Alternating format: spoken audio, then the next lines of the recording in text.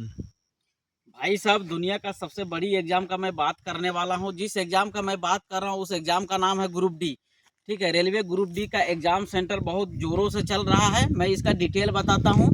1 करोड़ 8 लाख का student form भरा है। 32,000 लगभग आपके पास सीट है। और सेंटर इतनी दूरी दे रहा है जो लगता है बोले इस जॉब के बाद आपको सीधा पार्लियामेंट में बैठने का जगह मिल जाएगा। इतना कष्ट करने के बाद, इतना ठंडी में जाने के बाद, इतनी मेहनत के साथ आपका फिजिकल भी कंप्लीट हो जा रहा है। ठीक है, इतनी दूरी सेंटर दे रहा है और किसी को नहीं देख रहा है, लड़की हो लड़का हो जो भी हो। ठीक है, अगर 40 साल का आदमी भी 37 साल का भर दिया ना तो उसका भी दूर दे रहा है, उससे उसको कोई लेना देना है नहीं। उनको लग रहा है बोलिए पैसा क्या है, पैसा नहीं है, जाने में फ्री लगता, आने में फ्री लगता, वो लग रहा है सरकार को। लेकिन ऐसा फ्री उरी कुछ नहीं है। जाना पड़ेगा अपना पैसा लगा के, आना पड़ेगा अपना पैसा लगा के। 400-500 किलोमीटर दूरी आपको सेंटर मिल रहा है और एग्ज़ाम लिखने जाना पड़ेगा। और सेंटर जाने के बाद सबसे बड़ी बात आपका है ना सर, सबसे बड़ी बात है ये ठंडी में जब आप ट्रेन पर बैठिएगा ना तो ट्रेन ऐसी तो साला 4 घंटे तो लेट रहता है। ठीक है, कुहासे के कारण 3-4 घंटे ट्रेन लेट रहता है, जिसके कारण कुछ नहीं हो पाता है। ठीक है, अब जाइएगा पूरे ठंडी से कांपते हुए स्टेशन में उतरिएगा, स्टेशन में जाइएगा, उसके बाद रूम का तलाश कीजिएगा कहीं रूम मिल जाए।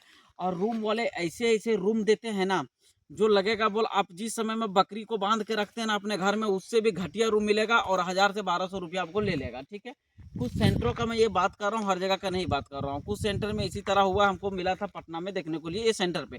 मैं खुद ही गया था लिखने के लिए और खुद ही लिख के आया हूँ। ठीक है, तो मैं अपना पूरा एक्सपीरियंस आपके पीछे बोल रहा हूँ। तो एग्जाम में ये नौकरी तो बड़ा है नहीं, लेकिन अपने आप को आईएएस से भी ज़्यादा भोकाल मानता है। और भाई साहब क्यों नहीं भोकाल माने? 1 करोड़ आदमी में अगर मान लीजिए यहाँ रिजल्ट भी आपका बन जाता है ना तो 1 करोड़ आदमी से आप बहुत आगे हैं, बहुत अच्छे। 32,000 में है, मतलब पूरी भारत में अब अगर 32,000 में आपको गिनती आ रहा है तो पहला राष्ट्रपति छोड़ दीजिए, उसके बाद 32,000 में आपका ही गिनती है। इस टाइप का भोकाल वाला नौकरी है 1 करोड़ के बीच में। ठीक है, आपके ऊपर एक राष्ट्रपति ही फिर रहेंगे, उसके बाद आप उसके नीचे हैं और 32,000 जो है आपके सामने वो रहेंगे। तो नौकरी के बारे में बताना था, किस तरह से जाना है, टाइम टेबल से हर कोई एग्जाम में जाना है। प्लस सीधी बात है इसकी नौकरी के बारे में, नौकरी में क्या काम कराएगा नहीं काम कराएगा, तो आप ग्रुप डी के बारे में जान चुके हैं।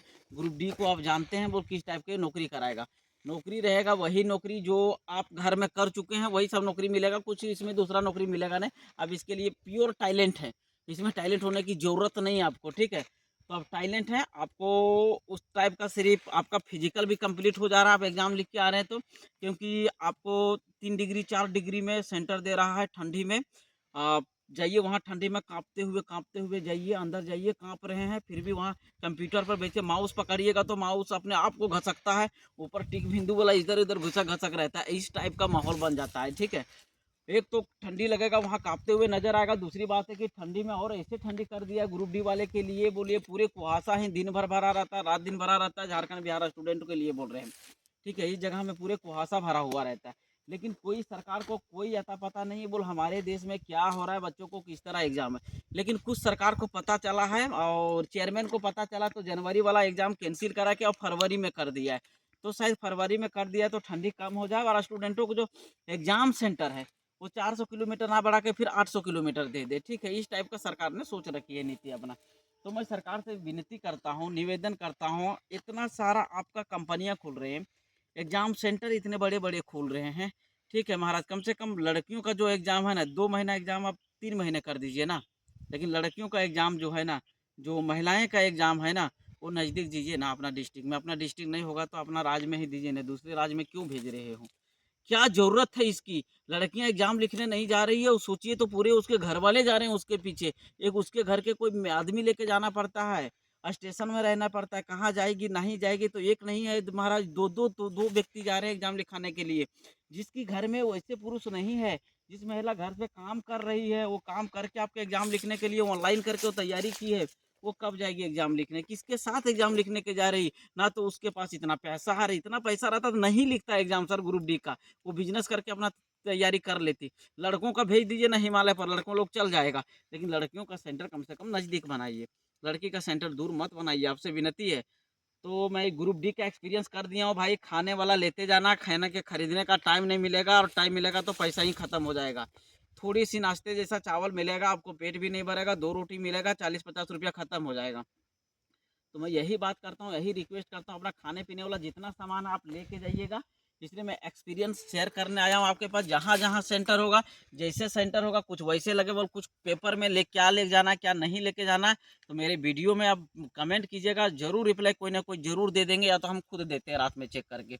दिन में नहीं दे पाएंगे, रात में जरूर दे देंगे आपको चेक करके, ठीक है। खोलते रहता हूँ, मेरा कमेंट चालू रहता है, तो आता है तो हम रिप्लाई कर दूंगा।